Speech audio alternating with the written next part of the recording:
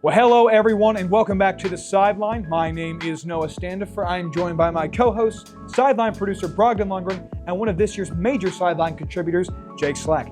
We have a ton of sports news to cover today, so let's waste no time diving into this March episode of the Sideline.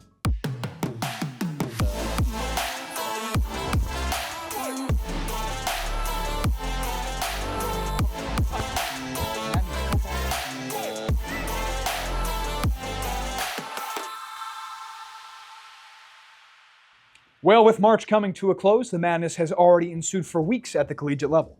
Yeah, and with that being said, the CAK basketball team had a thrilling conclusion to their season about a month ago. Let's go to Thomas to see how that went. The Warriors basketball postseason came just short of some really monumental success.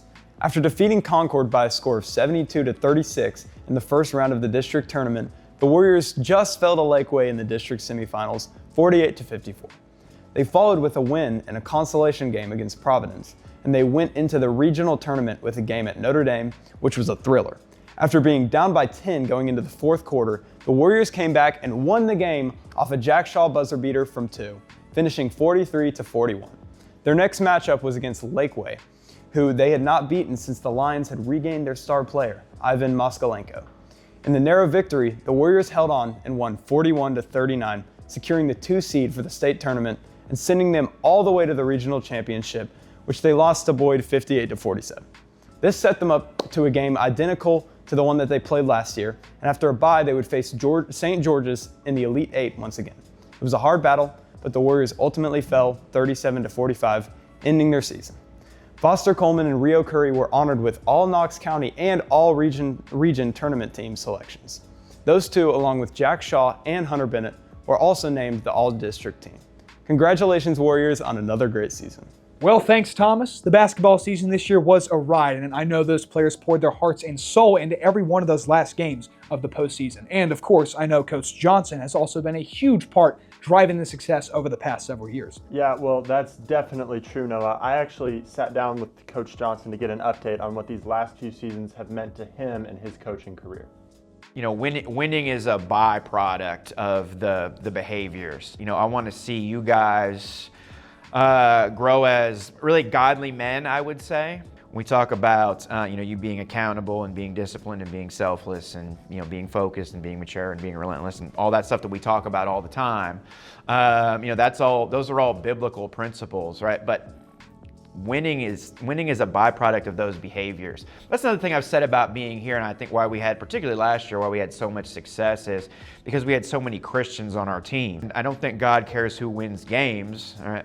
But I do believe that when you live your life with Christian principles, that you're going to see that success. By the way that we were behaving and living, I think that allowed us then to kind of, just about reach our full potential. If you're able to, to focus on that stuff and not get so hung up on some of the other results, I think that the results will come in the end. So both of these past couple seasons, the team has just missed a Final Four berth, losing in the Elite Eight to the same team. How does that change the approach going forward? I don't know if it changes the approach. I think it can really serve as a source of motivation. I hope that it does for the players. I know that it did when Caden was a junior and that group was juniors, and we lost that game at the buzzer to Grace. I know that was a real source of motivation for me. And what was interesting was I didn't know this. It was something that I thought about every day. It was an extra motivator for me to work. And then, when we were at the house at Christmas, I found out that Caden had that as his lock screen. So, what was funny was that me and him had both been, kind of really motivated by that. And it led us to, obviously, the result that we had. Last year we were, 12 points shy, and this year we were 8. It's like, we've been to that game so many times and we just haven't quite been able to get over the hump. When you keep getting so close, you really just want to get back and get it done. Well, that was certainly interesting, and we are very blessed to have Coach Johnson on staff here. Now, I want to bring it over to you guys. What were your thoughts on this year's basketball season as a whole? I thought it was really fun to watch a team sort of in a rebuilding year. really fight and be resilient through that and just give their all out there. That was super cool to see. Yeah, absolutely. And like Jake said, this was supposed to be a rebuilding year, and I can tell you as a player, that was kind of the discourse around our team. However, we had success that was, precedented, but still better than what it typically is around here, which is really special to us even through those last few games, making it to the Elite Eight. And I know that, like I said, this year wasn't massively successful when you look at the box scores and when you look at, we're going to cut there because I lost it. Sure. When you look at the box scores and when you look at the record, however, just what it meant to some of these players, I think that this is going to be something that they carry for them a long time. I think that's something the coaches will carry with them for a long time, and hopefully something that the school thinks about for the years to come. Well, something you certainly can't deny is the season was absolutely entertaining for all those who watched Brogdon, including you who was on the team itself. Last year, the Warriors had a very stacked squad full of talent. They lost a lot of those players. So like you were mentioning, Brogdon, it was very nice to see those guys step up. A lot of young guys become rising stars, and we'll see them carry over into the next several years. But as the basketball season came to a close, so did the wrestling season. The program has been through a lot over the past few years, and I sat down with Tucker Darga and Kyler Cook to talk about that. My name is Tucker Darga. I'm in 12th grade, and I've been wrestling for 13 years. My name is Kyler Cook. I'm in 12th grade, and I've been wrestling for 14 years.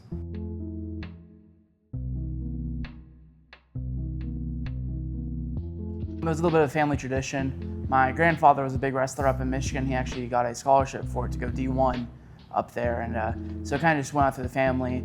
All my uncles did it too, and then I had to do it. My parents just wanted me to try it out, just to see how it was and if I liked it or not, and I ended up sticking with it.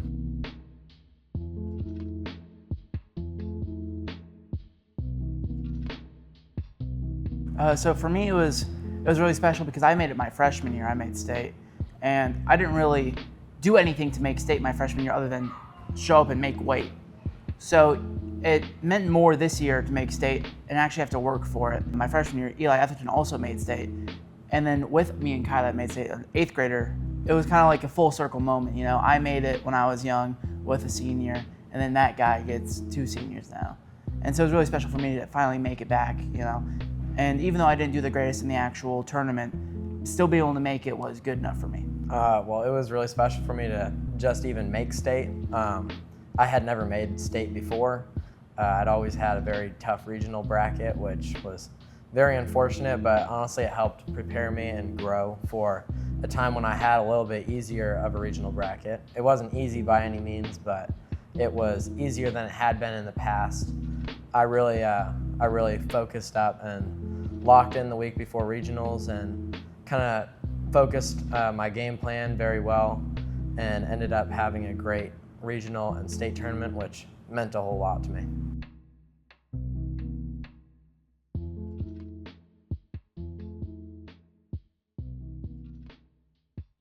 I think the biggest thing for me was just the importance of hard work and dedication. In other sports, you can take days off, but for wrestling, it really is an everyday sport. Even if you're not practicing and conditioning that day, you still have to eat right. Or that next day where you are practicing and conditioning, you won't be good and hydrate well. So wrestling has really shifted my thought process on the idea of determination and hard work.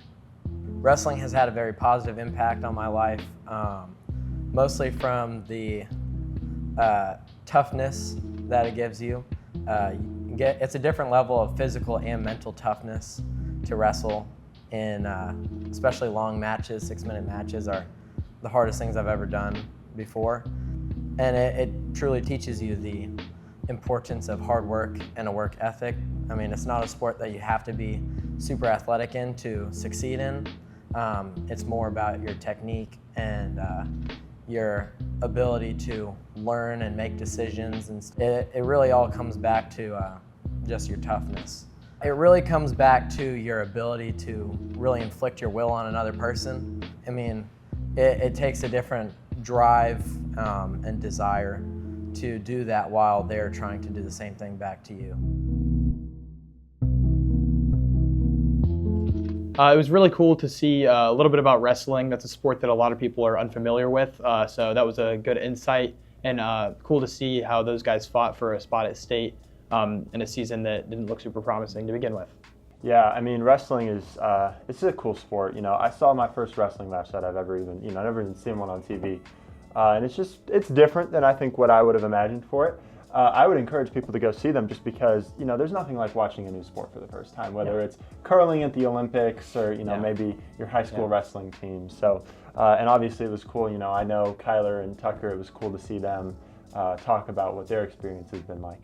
Absolutely, Brogdon. I agree. I certainly encourage all those watching to go out next year when wrestling season comes back around, attend some of those events.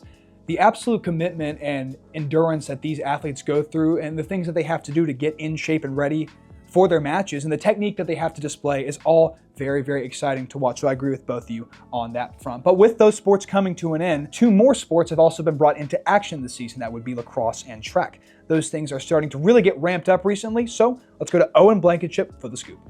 Thanks, guys. It's spring, so that means it's lacrosse and track season. Starting off with guys' lacrosse team, the Warriors have had a bit of a rough start to the season, going 1-5. However, the record doesn't tell the whole story. There have been some extremely close games this season, specifically against Hardin Valley, where the Warriors led at half but lost to a Hardin Valley buzzer beater. Make sure you're praying for Coach Pruitt as he is having some medical complications. Next up, girls lacrosse. They have been popping off this season, going undefeated even against top teams such as GPS. Hopefully their streak continues.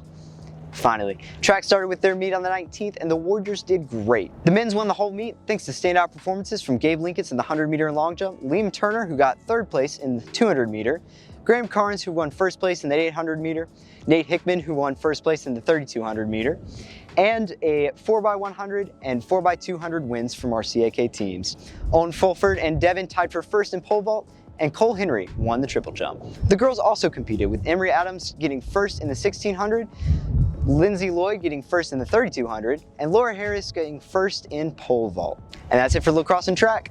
Back to you. Thanks, Owen. Well, with that, this episode of Sideline is coming to a close. Well, thank you to all who tune in, and be sure to come back next month for another episode of The Sideline. But until then, my name is Noah Standifer. I'm joined by Jake Slack and Brogdon Lundgren. Thank you for watching.